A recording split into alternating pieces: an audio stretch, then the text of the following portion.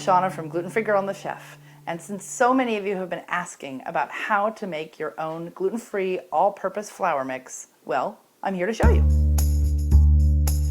Before you had to cut gluten out of your life, you probably never dreamed of making your own flour mix. Why the heck would you? We bought that giant bag of white flour and put it into our kitchen and that was it. Well, depends on how you look at it. Either our lives are more complicated or they're more interesting now. Maybe they're complicated and interesting both. But it's much more interesting to me to make my own flour mix and put what I want in there than to just buy a bag. Now there are some great gluten-free flour mixes on the market, and certainly if you're brand new to gluten-free, just buy those. It's no problem at all. But if you're like me and you want to play with the flavors and the protein content of your flour mix, well, this is what you do. The other great thing is, even though this is empty right now, eventually you can fill this with flour. 4 different flours, 6 different flours. We'll talk about that too. And when you have done this and shaken it all up, you just have flour. You have flour in your kitchen again, and you don't have to think about it. So Danny and I have been fiddling with different flour mixes for years, but for the last couple of years we've been using a flour mix for our all-purpose flour, which is a 40% whole grain, 60% starches or white flours. Now there's that's not that scientific. If you really want to look at the protein versus starch content of wheat, it's similar to that. We could fiddle even more and do 38% and make it simple on ourselves, because it's pretty easy to measure out 400 grams versus 600 grams. So 40% whole grains, such as sorghum or millet, 60% starches like potato starch, arrowroot, tapioca flour. We'll talk about that later. The great thing about making your own flour mix is that you can get something like this, a big plastic container, and fill it up all the way to the top. And then you'll have enough flour for weeks. In our case, it's probably more like a week, but for most people, it's 2, 3, 4 weeks. Who knows? You've got flour for a long time. And psychologically, once you have mixed all these up and put them in there and shaken it up, it just feels like flour. You don't think anymore that there are 4 flours in here or 6 or 8. It's just flour. The other great thing about making your own flour mix is that you can choose the flours you want in your mix. Some of you might be allergic to rice or not like the taste of tapioca flour. Maybe you have just run out of something in your house. And if you know what are whole grain flours and what are starches, then you can just make up whatever combination works for you in the moment.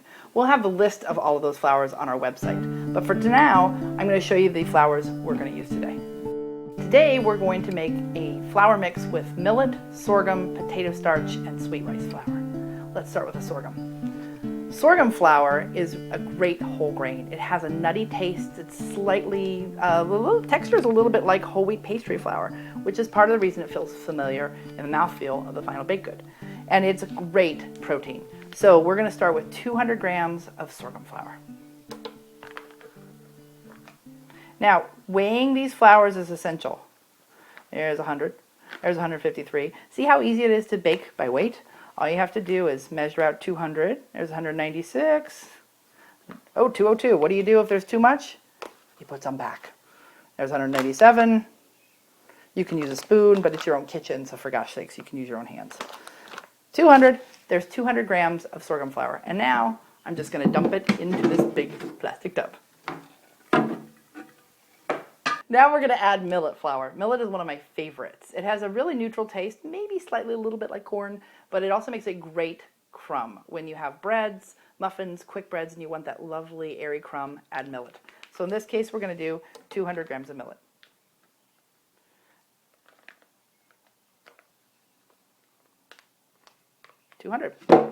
Since this is all based on 1,000 grams of flour total, you'll do 200 grams of sorghum and 200 grams of millet for 400 grams of whole grain flour.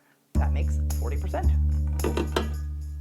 So again, think about 1,000 grams of total flour mix. And we added 400 grams of whole grain with the millet and the sorghum. Now we need 600 grams of starches. In this case, we're going to start with potato starch, 300 grams of it. Potato starch is really light. It is the lovely stuff, the white stuff that comes out of the potatoes when you cook them, and it makes for a really interesting flour as well. It doesn't really taste like potatoes, which also makes it good because you don't necessarily want your cookies tasting like potatoes. 200 grams. Except I need 300 grams. I'm glad I didn't stop at 200. 304.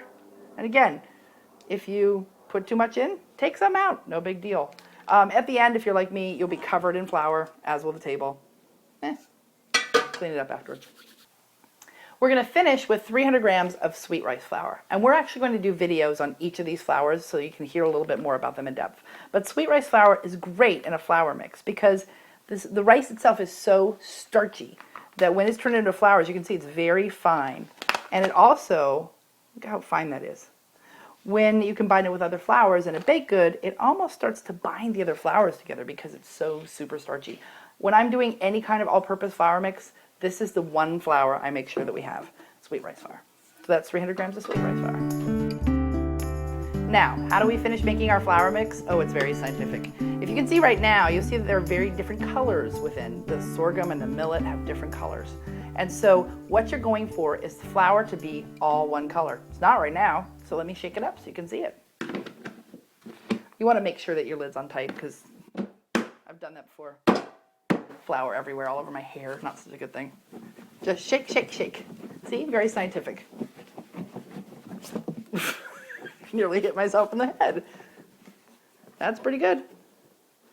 You see, it's all one color, and that's what you're going for. Just stir it, whisk it, shake it, however it works for you, and make all one color. And that is your flour. That's all you have to do.